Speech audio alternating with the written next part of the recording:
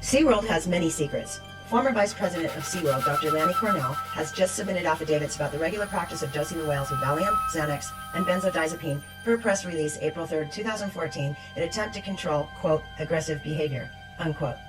After the death of former senior trainer Don Branchell, over 30 other incidents, including other trainer deaths, have been uncovered and are now under investigation.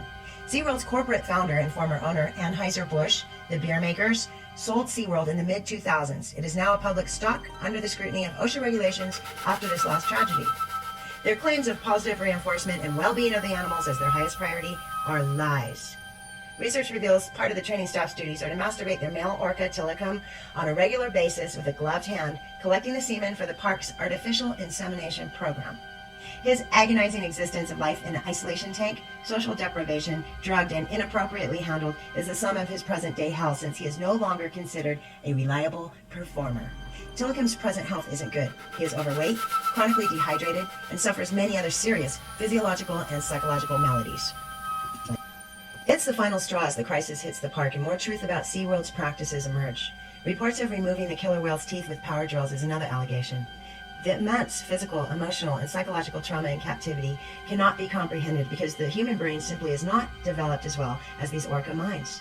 Their lobes are more developed in many regions, and their socio-emotional capacities are simply incomprehensible to man. Their family group members never leave their social pods, ever. A current California bill, nicknamed Blackfish Bill, is underway to outlaw orca captivity completely and absolutely in that state. It is predicted to pass through. Meanwhile, SeaWorld's mismatched life without parole marine slaves are pumped full of psychotropic drugs in order to force them to perform stupid tricks for humans and their kids at the big dollar theme park. After the release of Blackfish, the park has been hit with cancellations and aggressive campaigns. Ironically, should SeaWorld executives be found guilty spending time in our prison system, they would experience luxurious accommodations compared to what they make these highly social, extremely intelligent marine animals endure.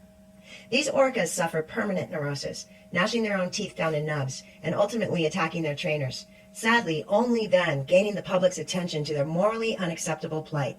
Please, be sure not to visit or invest in SeaWorld, and do your part to educate and proact in effort to stop this unethical treatment of our planet's majestic ocean orcas.